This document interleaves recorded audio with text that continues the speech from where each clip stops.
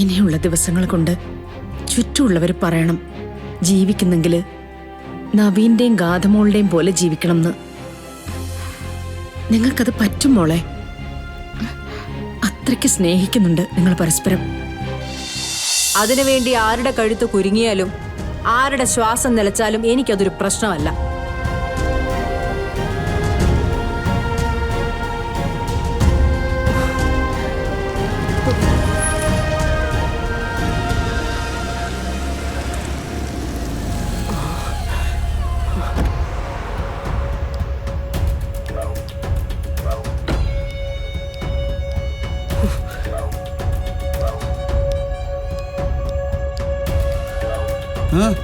എന്താ ചേച്ചി? ഞാൻ നിന്നെ കാത്തു നിൽക്കുമായിരുന്നു. എന്താ ചേച്ചിയുടെ മുഖത്തൊരു ഗൗരവം? ഇവിടെ നടക്കുന്ന കാര്യങ്ങൾ വല്ലതും നീ അറിയുന്നുണ്ടോ? എന്താ ചേച്ചി അങ്ങനെ ചോദിച്ചേ? ഇവിടെ നടക്കുന്നൊക്കെ എനിക്ക് അറിയാവുന്ന കാര്യങ്ങളല്ലേ. നിനക്കൊന്നും അറിഞ്ഞൂടാ. നീ വിശ്വസിച്ച് കൂടെ കൊണ്ട് നിർത്തിയിരിക്കുന്നവരെ നിന്നെ ചതിച്ചോണ്ടിരിക്കുക. ആരെ കുറിച്ചാ ചേച്ചി പറയുന്നേ? നിന്റെ മോളുടെയും ശാന്തിയുടെയും കാര്യം ഞാൻ ഈ പറയുന്നേ. അവരെന്ത് ചെയ്തെന്നാ? നീ എന്റെ കൂടെ വാ. വാ വാ. ദേ, വന്നേ. ചേച്ചി ദേ, ചേച്ചി നോക്ക്. കാര്യം എന്താന്ന് വെച്ചാ പറ. സത്യം പറയടി, നിന്നെ പോലെ വേറൊരുത്തി ഇവിടെ ഉണ്ടോ? കുറച്ചു മുൻപ് അങ്ങനൊരുത്തി ഇവിടെ ഉണ്ടായിരുന്നു. ഇനി നീ ഇക്കാര്യം അറിയാതിരിക്കണ്ട.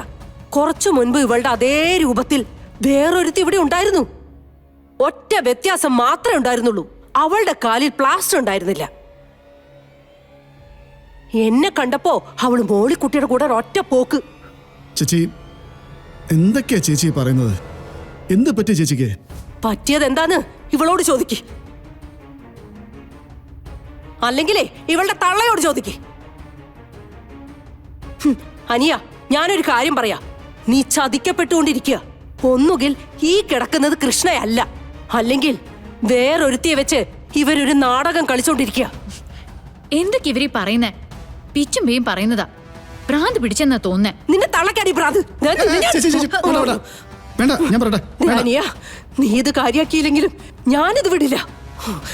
പ്ലാസ്റ്റർ ഇട്ട കൃഷ്ണയും പ്ലാസ്റ്റർ ഇടാത്ത കൃഷ്ണയും ആരൊക്കെയാണെന്ന് ഞാൻ നിനക്ക് കാണിച്ചു തരാം. ചേച്ചിക്ക് വന്നേ, ഞാൻ പറയുന്നേക്ക്. ചേച്ചിക്ക് വന്നേ.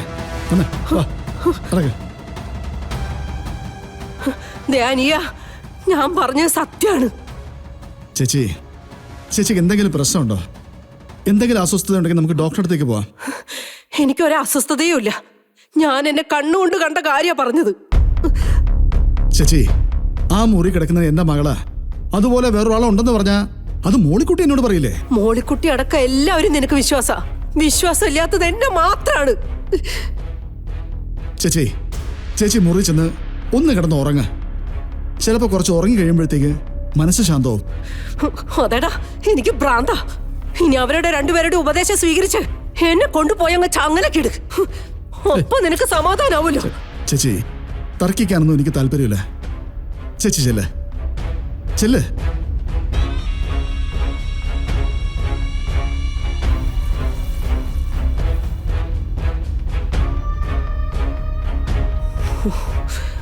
ഞാൻ കാണിച്ചു തരാം. എല്ലാത്തിനും ഞാൻ കാണിച്ചു തരാം. ഈ കള്ളത്തരം കൈയോടെ പിടിച്ചില്ലെങ്കിൽ എന്റെ പേര് സത്യവതി എന്നല്ല.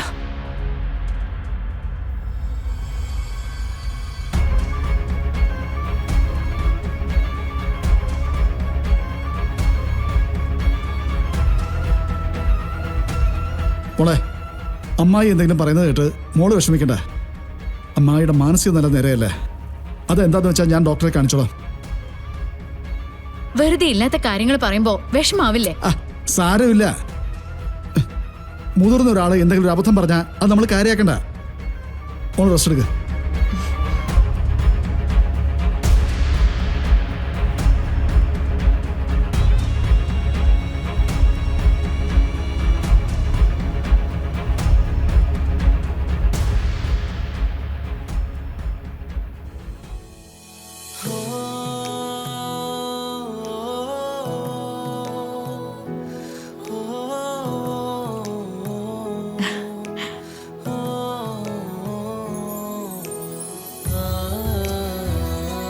അമ്മയ്ക്ക് എങ്ങനെയുണ്ട് മോളെ? ആ തങ്കത്തിനെ അമ്മാന്ന് തന്നെയല്ലേ വിളിച്ചോണ്ടിരുന്നേ? ആ ആ അതെ. നവീൻ എന്നെ വിളിച്ച് പറഞ്ഞിരുന്നു മോള് തങ്കത്തിന്റെ അടുത്ത് പോയതാന്ന്. കുഴപ്പം വല്ലതും ഉണ്ടോ? ആ ഇല്ല, നെറ്റിയിലൊരു ചെറിയ പൊട്ടലുണ്ട്. അങ്ങനെയൊക്കെ വന്നാല് അമ്മ വല്ലാണ്ട് പരിഭ്രമിക്കും. എന്തായാലും പോയത് നന്നായി മോളെ. ഒരാപത്ത് വരുമ്പോ ഓടി അടുത്ത് വരാൻ മക്കളുണ്ടെന്ന് പറയുന്നതേ ഒരു ഭാഗ്യാണേ. ആ, അവിടെ എന്തെങ്കിലും ആവശ്യങ്ങളുണ്ടെങ്കിൽ കാശെടുത്ത് അയച്ചു കൊടുക്കാൻ മടിക്കണ്ട കേട്ടോ. നവീനോട് പറയണമെന്നില്ല, എന്നോട് പറഞ്ഞാലും മതി. അയ്യോ അങ്ങനെയൊന്നുമില്ല. എന്നാ വാ വാ.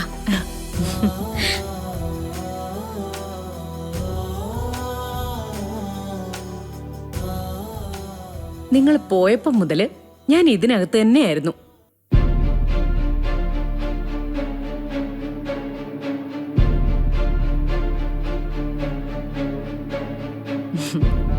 എത്രയോ ദിവസങ്ങളില് നിങ്ങൾക്ക് രണ്ടുപേർക്കും വേണ്ടി ഈ മുറി അമ്മ റെഡിയാക്കിയിട്ടിട്ടുണ്ടെന്നറിയോ? പക്ഷെ പലപ്പോഴും സംഭവിക്കുന്നത് ഒരു പൊട്ടിത്തെറിയും ഒരു ബഹളവും, പിന്നെ കുറേ ദിവസം പിണക്കോ. ഇനി അങ്ങനെയൊന്നും ഉണ്ടാവില്ല എന്ന് അമ്മയ്ക്കിപ്പോ ഉള്ളിലൊരു ധൈര്യം. ഉണ്ടാവില്ലല്ലേ മോളെ? നമ്മള് ക്ഷേത്രത്തിൽ പോയില്ലേ, അവിടെ തൊട്ടിൽ കെട്ടിയില്ലേ, ആ നിമിഷം മുതല് അമ്മയുടെ ചെവിയിലൊരു കുഞ്ഞിന്റെ കരച്ചിലുണ്ട്.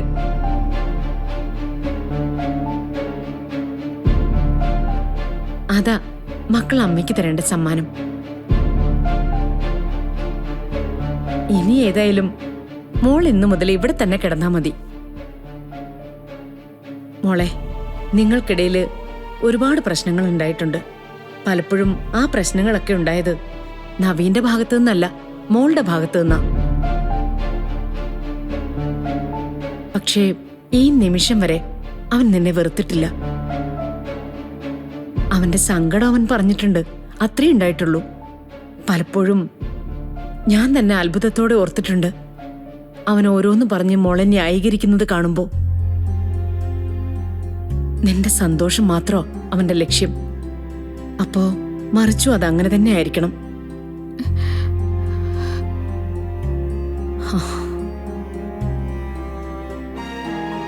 മോളെ, ഇനിയുള്ള ദിവസങ്ങൾ കൊണ്ട് ചുറ്റുമുള്ളവർ പറയണം ജീവിക്കുന്നെങ്കില് നവീന്റെയും ഗാഥമോളുടെയും പോലെ ജീവിക്കണം എന്ന്. നിങ്ങൾക്കത് പറ്റും മോളെ. അത്രയ്ക്ക് സ്നേഹിക്കുന്നുണ്ട് നിങ്ങൾ പരസ്പരം.